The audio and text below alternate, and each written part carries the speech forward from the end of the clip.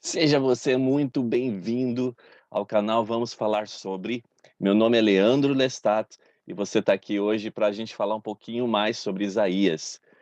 Isaías é um livro muito especial, é um livro muito recheado de revelações para os nossos dias e como nós devemos vencer alguns obstáculos que nós temos também hoje em dia. Na verdade, Isaías ele fala muitas coisas que são aplicadas tanto na época dele quanto na nossa época. Então, é bem interessante para a gente poder falar um pouquinho sobre esse assunto.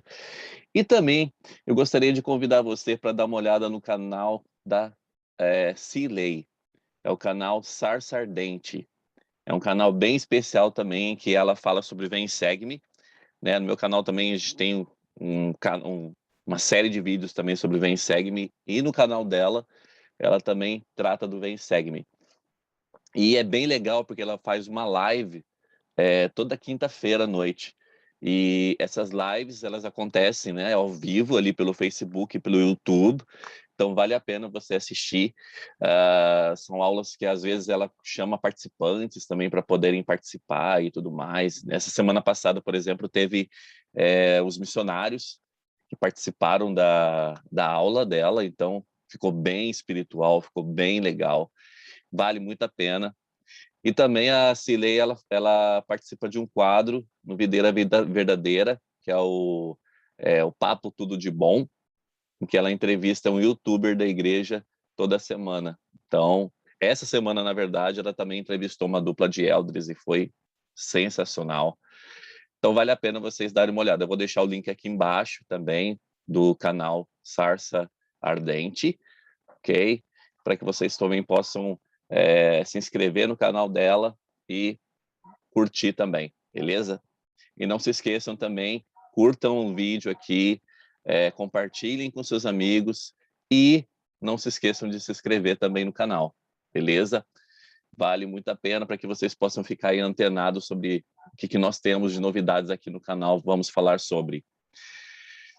Bom, as aulas de Isaías, a gente tem visto muito, né? Por exemplo, na aula passada, a gente viu muito sobre a questão de Isaías falando sobre a Babilônia, sobre as consequências que ocorreriam para a Babilônia.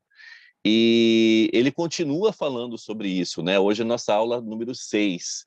E ele continua falando também sobre quais serão as consequências para a Babilônia. Lembrando que Isaías, ele usa um tipo de profecia que é dualista, né? A gente está falando ali de profecias que aconteceriam tanto na época dele, quanto aconteceriam nos últimos dias. E eu gosto de frisar bastante isso, né, para que a gente possa entender muitas vezes a linguagem que Isaías utiliza, que é uma linguagem um pouquinho mais difícil de ser entendida às vezes, porque é um tipo de linguagem relativa ao que o povo daquela época aceitava ou entenderia, né? Então, para que a gente possa entender um pouquinho melhor sobre isso, eu sempre friso essa situação para que não tenhamos tanta dúvida sobre o que Isaías está querendo dizer em certas ocasiões, né? Para que a gente possa entender quando ele quer falar de uma Babilônia, por exemplo, física, ou ele quer falar de uma Babilônia espiritual, né? Então, o que ele quer passar com determinado tipo de situação, ou determinado tipo de frase que ele está utilizando, ok?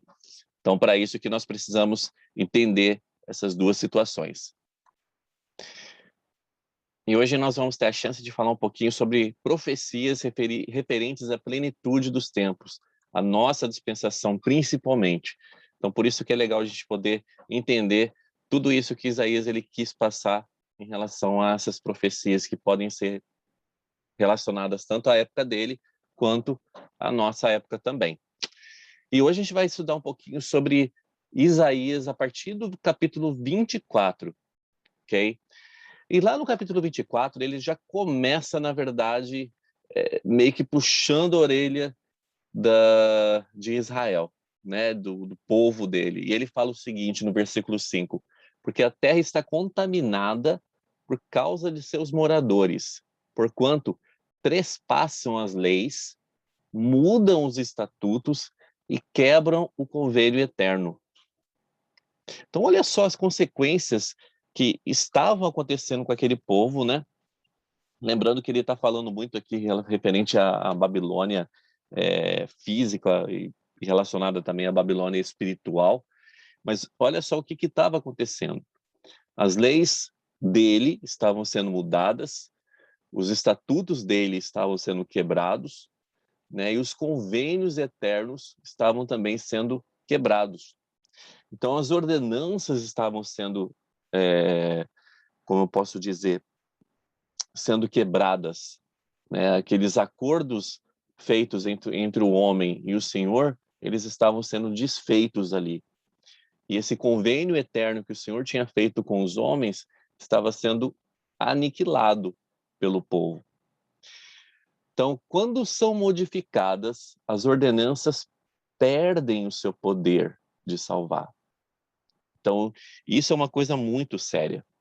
Então, por isso que as ordenanças na época da apostasia, né, quando elas deixaram de acontecer ou deixaram de acontecer da forma que deveriam acontecer, elas perderam o poder de salvar. E por isso que aconteceu a apostasia, o afastamento da verdade. Então, o profeta Joseph Smith ele disse o seguinte a respeito de ordenanças, né? Se não existem modificações nas ordenanças, também não há no sacerdócio.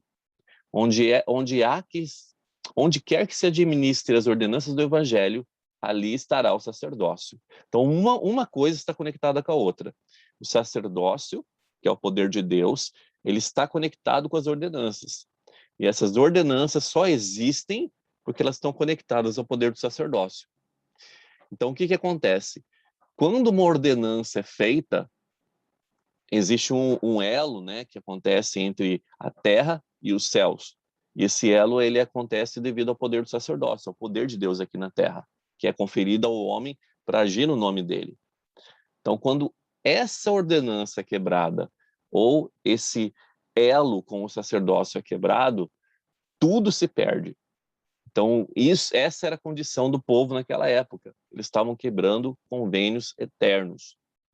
Lá no versículo 6, por isso a maldição consome a terra, e os que habitam nela serão desolados. Por isso serão queimados os moradores da terra, e poucos homens restarão.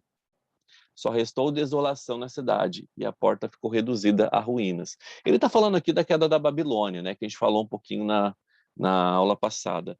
E sobre a queda de alguns lugares relacionados também à Babilônia. Mas ele está falando também sobre os últimos dias. O que vai acontecer antes da segunda vinda de Cristo. Por isso que ele fala que a maldição consumiria a terra. A maldição relacionada exatamente à quebra dos convênios eternos com o Senhor. Então, pelo fato dos homens não estarem seguindo esses convênios eternos, né, existiria então uma maldição consumindo a terra.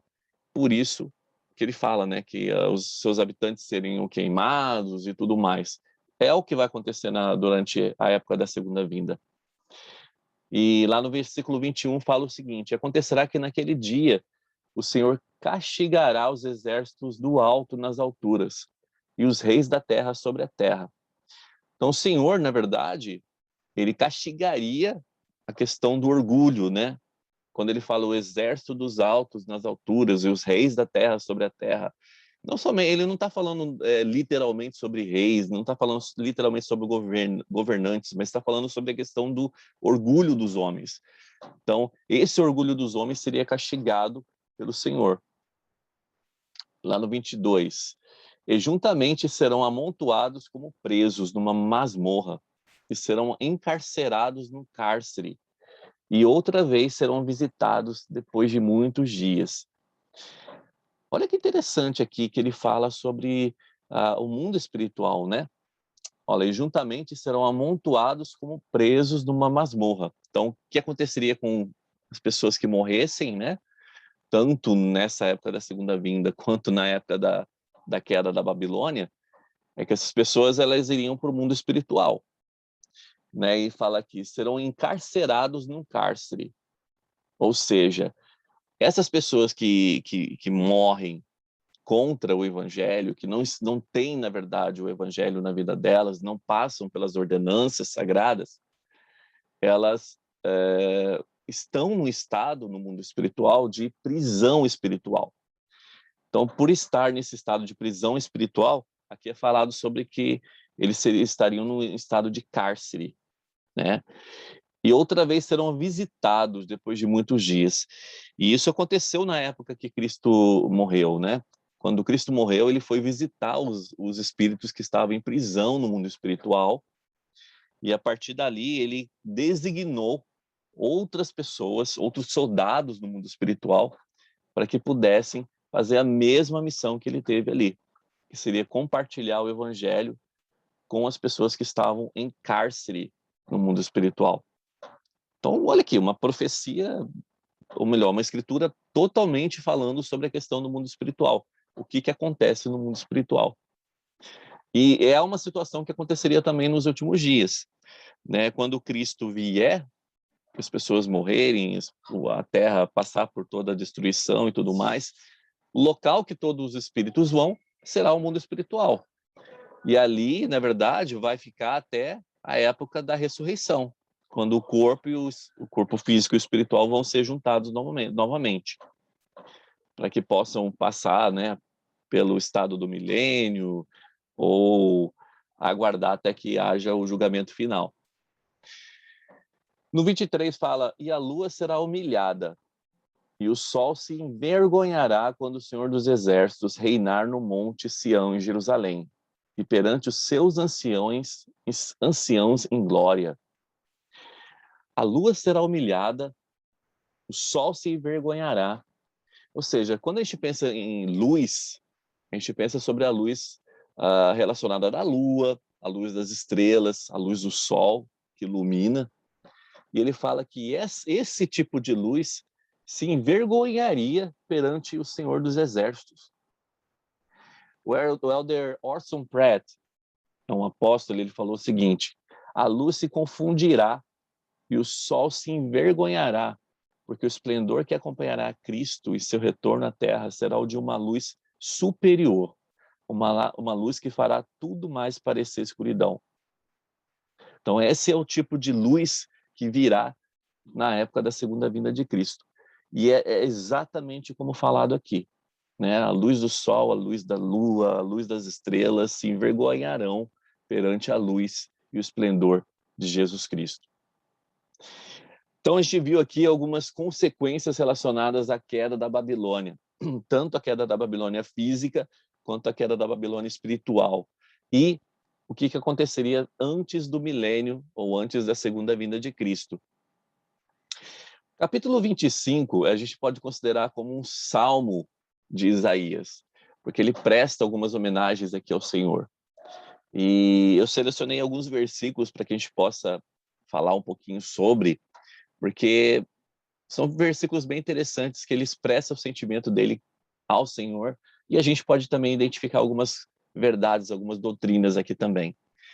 Olha lá, no versículo 1, fala o seguinte, ó Senhor, Tu és o meu Deus, exaltar-te-ei e louvarei o teu nome, porque fizestes maravilhas. Os teus conselhos antigos são verdade e firmeza. Quantas vezes será que nós paramos para poder realmente pensar e agradecer ao Senhor por todas as maravilhas que Ele tem feito em nossa vida? Em pensar que os conselhos dele são verdade e firmeza. Quantas vezes será que nós louvamos realmente ao Senhor em agradecimento ao que Ele tem oferecido em nossa vida, tanto na nossa vida física quanto espiritual? A gente pensa sobre as coisas que Ele fez no passado para nos ajudar. No versículo 3, pelo que te glorificará um poderoso povo, e a cidade das nações impiedosas te temerá, porque foste a fortaleza do pobre e a fortaleza do necessitado, da sua angústia, refúgio contra a tempestade e sombra contra o calor, porque o sopro dos tiranos é como a tempestade contra o muro. Então olha que interessante aqui, né? Ele fala que ele é a fortaleza do necessitado na sua angústia e refúgio contra a tempestade. Esse é o tipo de proteção que nós podemos ganhar do Senhor, né? Nós podemos ter esse tipo de refúgio contra a tempestade, contra as coisas negativas que podem nos abalar. Versículo 6, o Senhor dos Exércitos fará nesse monte a todos os povos um banquete de cevados, banquete de vinhos puros, de tutanos gordos e de vinhos puros bem purificados. Quando ele está falando aqui sobre essa questão de banquete de cevados, o banquete de vinhos puros, o banquete que aconteceria, seria um banquete espiritual relacionado à vida do milênio. Tá? Então, na verdade, uma das coisas que nós podemos aprender sobre o milênio é a questão do relacionamento espiritual que as pessoas vão ter durante o milênio. Então, por isso que ele é considerado um banquete espiritual, né? Lembrando que no milênio nós teremos ali ressuscitados as pessoas de ordem celestial e de ordem terrestrial. Então, por isso que essas pessoas vão participar de um banquete com Cristo. E é um banquete espiritual. Então, os homens, eles se fartarão com os frutos do evangelho. Então, isso que a gente pode entender desse versículo, né? Desse banquete que é falado aqui. No versículo 7, e destruirá nesse monte a máscara do rosto, com que todos os povos andam cobertos, e o véu com que todas as nações se cobrem. Então, ele fala da destruição que assolaria o povo, né, durante a segunda vinda, e que acabaria com todo esse véu que as nações se cobrem, né? Porque as pessoas se julgam, né, tão orgulhosas, as pessoas se julgam tão sábias em relação a todo tipo de conhecimento, e o Senhor viria então para acabar com esse orgulho, esse sentimento de achar que você é mais do que outras coisas, do que outras pessoas.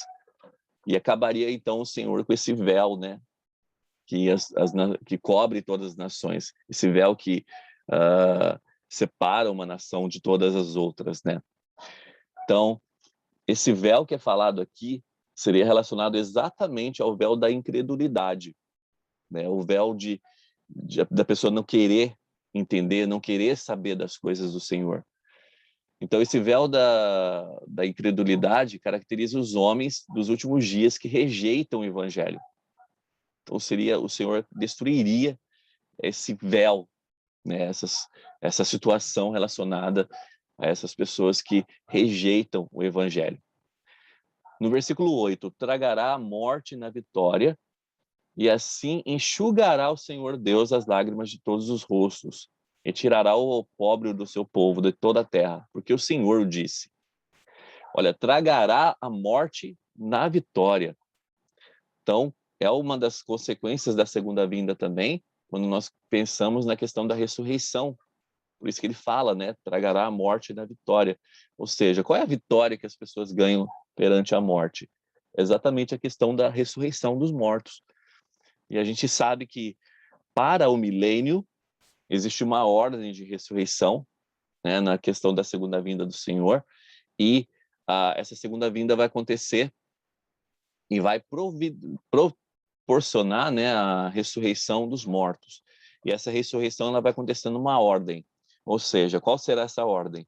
A ordem dos seres celestiais, aqueles de ordem celestial, depois os de ordem terrestrial, ou seja, são esses que viverão durante o milênio, e por último, lá no fim do milênio, nós teremos aqueles que vão ressuscitar de ordem celestial e os que vão ressuscitar de ordem, né, dos filhos da perdição, que não ganharão então uma glória no caso, né?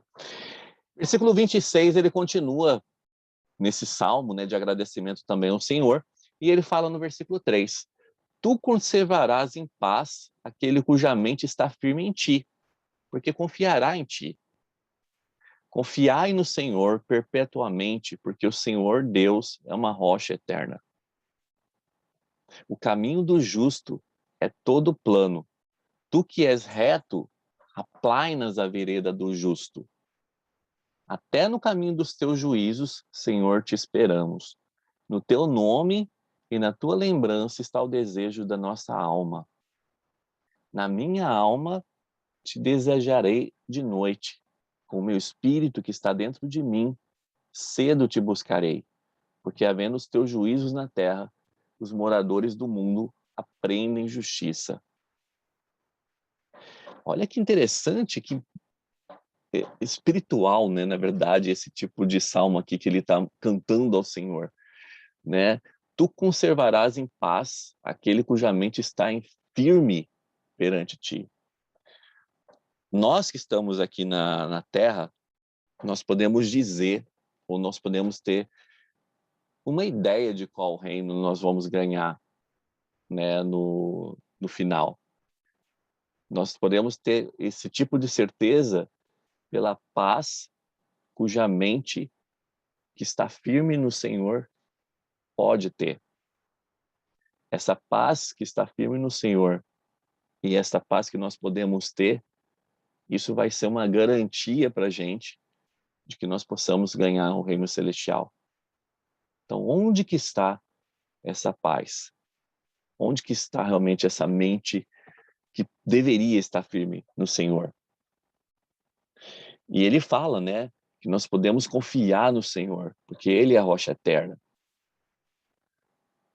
Onde está realmente a nossa confiança? E ele continua, né, falando aqui que o caminho do justo ele é todo plano, ou seja, o caminho do justo, daquele que realmente tem a mente no Senhor, tem a mente focada nas coisas do Senhor, esse caminho não é cheio de caminhos, como posso dizer, opcionais, né? É um caminho que é todo plano, é um caminho todo reto. E ele nos leva de volta à presença do Senhor. Onde está o desejo de nossa alma? Será que, como fala aqui, na minha alma eu te desejei de noite, e com o meu espírito que está dentro de mim, eu cedo te buscarei? Lá no 16, 19, fala assim: ó Senhor, no aperto te buscaram, vindo sobre eles a tua correção, derramaram a sua oração secreta. Quantas vezes a gente procura realmente o Senhor só nessas ocasiões de aperto? E aí a gente recebe uma correção e às vezes a gente não gosta daquele tipo de correção que a gente ganhou. Mas nós temos a chance de recebermos uma correção e aprendemos com aquilo e mudarmos alguma coisa. E então derramarmos a nossa oração secreta ao Senhor, em agradecimento a Ele, por aquelas correções que nós estamos recebendo. Versículo 19.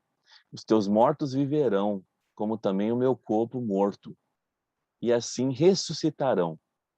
Despertai, ó, exultai os que habitam no pó, porque o teu orvalho será como orvalho de hortaliças, e a terra lançará de si os mortos. Né? A gente está falando exatamente aqui, como a gente falou agora há pouco, sobre a questão da ressurreição, né? Que a terra lançaria de si os mortos. E esses ressuscitariam, né? Como fala aqui, despertai e exultai os que habitam no pó. O profeta que já conhecemos como salmista, esse Isaías, né? Agora ele age também como regente de coral da Igreja do Futuro. E ele louva Jeová por haver destruído a poderosa cidade imperial, provando-se defesa e escudo contra sua tirania para com a igreja oprimida. Isso é a consequência que nós podemos ver aqui relacionada ao que Isaías estava falando sobre o poder que Jesus Cristo teria. E é interessante notar como o Senhor ele está presente em todos os versículos aqui de Isaías, né? Que possamos que dão chance da gente poder conhecer muito mais sobre Jesus Cristo. Lá no capítulo 27, eu também selecionei alguns versículos, fala o seguinte: naquele dia o Senhor castigará com a sua espada dura, grande e forte, o Leviatã. Leviatã é um lendário monstro marinho representando as forças do caos que se opunham ao Criador. Então, quando é falado sobre Leviatã aqui, fala de todas as forças que se opõem ao Salvador, tá? Que se opõem ao Criador.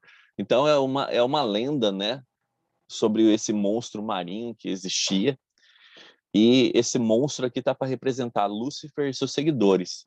Então ele fala, né, que o Senhor castigaria com sua espada dura, grande e forte, o Leviatã, aquela serpente fugida, e o Leviatã, aquela serpente tortuosa, e matará o dragão que está no mar. É outra representação de Lúcifer e seus seguidores, né? Dias virão em que Jacó lançará raízes, e Israel florescerá e brotará, e encherão de fruta a face do mundo.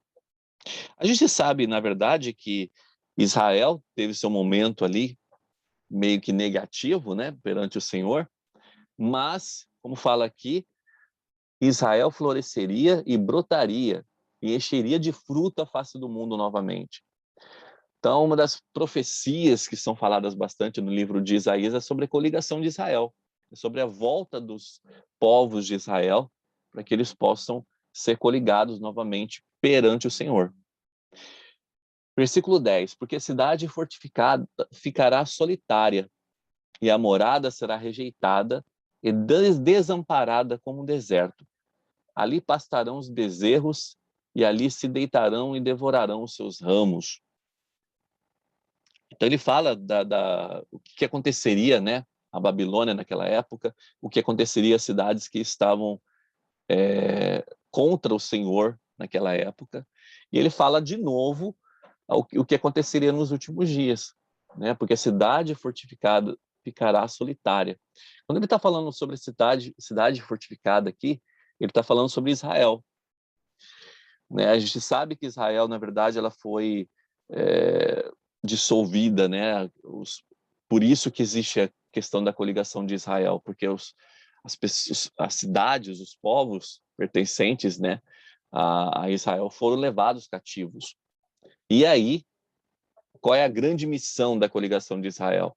É fazer com que esses povos que foram levados cativos, que se perderam perante o mundo, eles possam voltar, então, à presença do Senhor.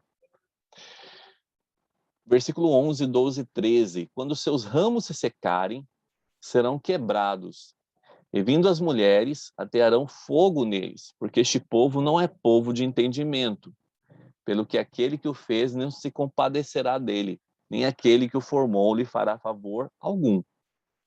E acontecerá naquele dia o Senhor o padejará, ceifará como se padeja o trigo, desde as correntes do rio.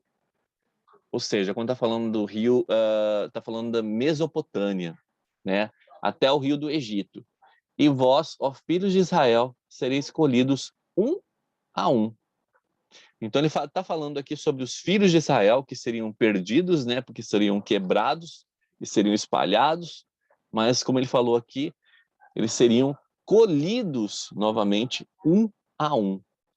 E acontecerá naquele dia que se tocará uma grande trombeta, e os que andavam perdidos pela terra da Síria, e os que foram desterrados para a terra do Egito, tornarão a vir e adorarão o Senhor no Monte Santo em Jerusalém. Então, uma das profecias relacionadas à segunda vinda de Cristo é exatamente a coligação de Israel. É a volta desses povos e para que eles possam ser coligados novamente, juntados novamente, né, perante o Senhor. E isso vai acontecer. É o que ele fala aqui. Naquele dia se tocará uma grande trombeta. Essa grande trombeta é relacionada exatamente à segunda vinda de Cristo, que não vai passar despercebida por ninguém. Né? A trombeta aqui é exatamente o barulho que vai ser feito perante a segunda vinda. E quando isso acontecer, aqueles que estão perdidos voltarão. Eles tornarão a vir e adorarão o Senhor no Monte Santo em Jerusalém. Então, as coisas vão voltar ao seu devido lugar, né? A gente entende um pouquinho mais sobre isso aqui. Capítulo 28, a gente fala um pouquinho sobre Efraim. Efraim era a principal das 10 tribos do norte de Israel, que estavam prestes a ser levadas cativas pela Síria, lá no ano 722. E o versículo 27 do capítulo 28 fala o seguinte: mas também esses líderes religiosos de uma apostasia futura erram, ou melhor, mas também esses líderes religiosos de uma apostasia futura erram relacionado à questão de artimanhas sacerdotais. Quando a gente está falando de artimanha sacerdotal, é uma coisa que existia muito no livro de Mórmon, né? Que as pessoas criavam artimanhas sacerdotais, ou seja, as pessoas criavam grupos para combater o evangelho. Então, eles, para elogiar as pessoas e conseguir conquistar pessoas, combatendo assim o evangelho. Isso era uma artimanha sacerdotal. E aqui também ele está falando um pouquinho sobre a condição de líderes religiosos que fazem esse tipo de situação acontecer. Né? E com o vinho e com a bebida forte se desencaminham. Até o sacerdote e o profeta erram por causa da bebida forte. São tragados pelo vinho, se desencaminham com a bebida forte, andam errados na visão e tropeçam no juízo. Então, aqui, quando ele fala sobre sacerdotes, ele está falando exatamente sobre líderes religiosos que desencaminham as pessoas, na verdade, né? Como ele fala aqui, ajudam para que a apostasia possa acontecer. E Isaías, lá no versículo, ou melhor, 5, Isaías 5, versículo 20, fala assim: ai do que ao mal chamam bem e ao bem mal, que fazem das trevas luz e da luz trevas, e fazem do amargo doce e doce amargo. Ou seja, ai daqueles que pervertem os caminhos do Senhor, que fazem aquilo que é ruim se tornar bom e aquilo que é bom se tornar ruim. E isso é uma das coisas que o Senhor estava falando aqui nesse versículo. Estava condenando, né, esse relacionamento desses líderes religiosos que encaminhariam as pessoas para uma apostasia futura. E a gente vê isso acontecendo muitas vezes hoje em dia, né? Quantas vezes a gente vê líderes religiosos fazendo exatamente esse tipo de situação, desencaminhando pessoas para que as pessoas possam ser desencaminhadas quanto às verdades e doutrinas do Evangelho.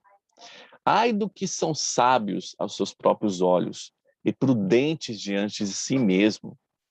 Né? Então, ai daqueles que buscam sabedoria para os seus próprios olhos, aqueles que não têm uma visão além do alcance, né? Que não buscam realmente ter a visão no Senhor. Eles buscam sabedoria na sua própria, no seu próprio conhecimento, no seu próprio entendimento, por assim dizer.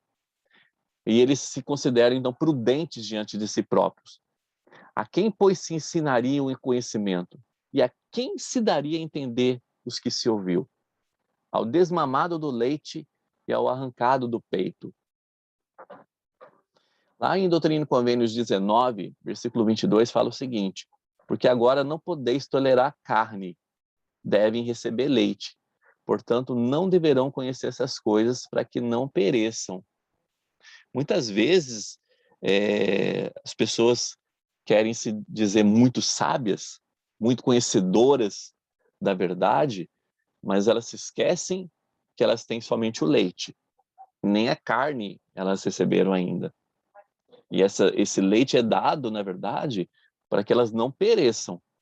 Então, muitas vezes, o conhecimento, a gente tem que tomar um pouquinho de cuidado com isso, porque muitas vezes as pessoas buscam conhecimento para sua própria sabedoria e não pela vontade do Senhor, e elas acabam conhecendo coisas, conhecendo verdades que podem servir como condenação para ela.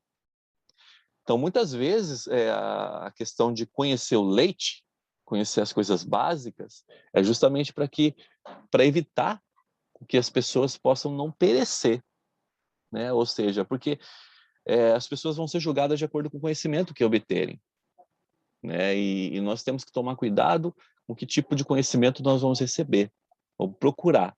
Nós precisamos buscar conhecimento realmente no Senhor. Então, ter o foco de conhecimento no Senhor para que possamos realmente obter aquela verdade que vai ser a verdade eterna relacionada ao evangelho dele. Porque é preceito sobre preceito, versículo 10. Porque é preceito sobre preceito, preceito sobre preceito, linha sobre linha, linha sobre linha, um pouco aqui, um pouco ali. Então, Isso que é interessante sobre o Evangelho, né? Como nós podemos conhecer mais um pouco sobre o Salvador. Como nós podemos conhecer mais sobre o que o Senhor tem para nos falar. E nosso conhecimento, nosso entendimento que vamos aprendendo, ele deve ser realmente dessa forma, pouco a pouco, um pouco ali, um pouco aqui. Quantas vezes eu já vi pessoas que vão com muita sede ao pote e elas se afastam do evangelho, e elas se afastam da igreja. Depois de um pouquinho de tempo, deixam de ir. Por quê? Elas foram com muita sede ao pote. E conhecimento do evangelho é uma coisa que nós precisamos buscar realmente, e nós precisamos buscar pouco a pouco. Para quê? Para que a gente possa aplicar na vida, na nossa vida. Então a gente vai conhecendo e aplicando, a gente vai transformando aquele conhecimento em sabedoria. Então, a partir do momento que nós vamos conhecendo as verdades do Evangelho, nós vamos aplicando aquilo na nossa vida. Isso que é tão importante para que nós possamos fazer. E é isso que o Isaías estava falando tanto aqui para o povo. Quanto será que vocês estão valorizando o conhecimento que você está recebendo? Então, que possamos fazer essa pergunta. Como é que nós estamos valorizando o conhecimento que nós estamos recebendo do Senhor? Estamos colocando em prática?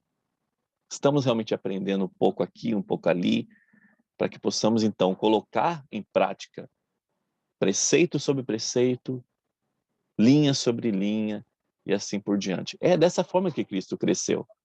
Foi linha sobre linha, preceito sobre preceito. E é dessa forma que também que nós vamos crescer. Errando um pouquinho aqui, errando um pouquinho ali, tentando consertar, nos arrependendo dia a dia, para que nós possamos nos santificar. E esse processo de santificação é um processo que vai levar a nossa vida toda, né? Porque nós estamos aprendendo sempre. E eu gostaria de deixar essa aula com vocês, esse desafio, para que nós possamos realmente aprender mais do Senhor. E eu deixo esse desafio aqui.